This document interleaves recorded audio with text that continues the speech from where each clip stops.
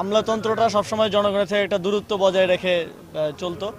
তো আমরা মনে করি যে তারাও জনগণের সেবক হিসেবেই নিয়োগ পেয়েছেন এবং সেই সেবাটা যেন তারা জনগণকে দেন এবং জনগণের পাশে দাঁড়িয়েই সেটা দেন, কোনো প্রভুত্বমূলক কোনো জায়গায় না থেকে ওই দূরত্বটা যাতে কমিয়ে আনা যায় মাঠ প্রশাসন সরকারের সাথে জনগণের, সেটার জন্য আমরা আরও সামনে পলিসি লেভেলে কাজ করব। সামনে যেন এই দূরত্বটা কমে আসে এবং আমরা যাতে এই অভিযোগগুলো যাতে না থাকে যে তথ্যের ঘাটতি কিংবা তাদেরকে পাওয়া যায় না, এই অভিযোগগুলো যাতে সামনের দিনে না থাকে সেজন্য আমরা কাজ করি। আমরা আসার পরে দেখলাম যে যে কয়টা স্টেডিয়ামই আছে এগুলোরই যথার্থ সংস্কার কিংবা যথার্থ ব্যবহারযোগ্যতা নেই।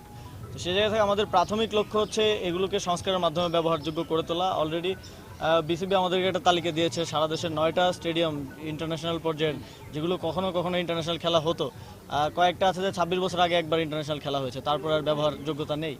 তো সেগুলোকে সংস্কারের মাধ্যমে প্রথমে ব্যবহারযোগ্য করা। নতুন স্টেডিয়ামের কথা আপনারা জানেন, আমাদের যে আর্থিক অবস্থা আছে, আমাদের কিছু আরও প্রায়োরিটিস আছে। তো সেই জায়গা থেকে আমরা নতুন কিছু তৈরি করার আগে আমাদের যে বর্তমান এক্সিস্টিং যেগুলো আছে সেগুলোকে উপযুক্ত করে গড়ে তুলবো এবং একই সাথে বাফুফেকেও আমরা নির্দেশনা দিয়েছি যে আপনারাও একটা তালিকা দেন যে ফুটবল স্টেডিয়াম কোনগুলোকে আমরা আবার রিভাইভ করতে পারি, খেলার উপযুক্ত করতে পারি।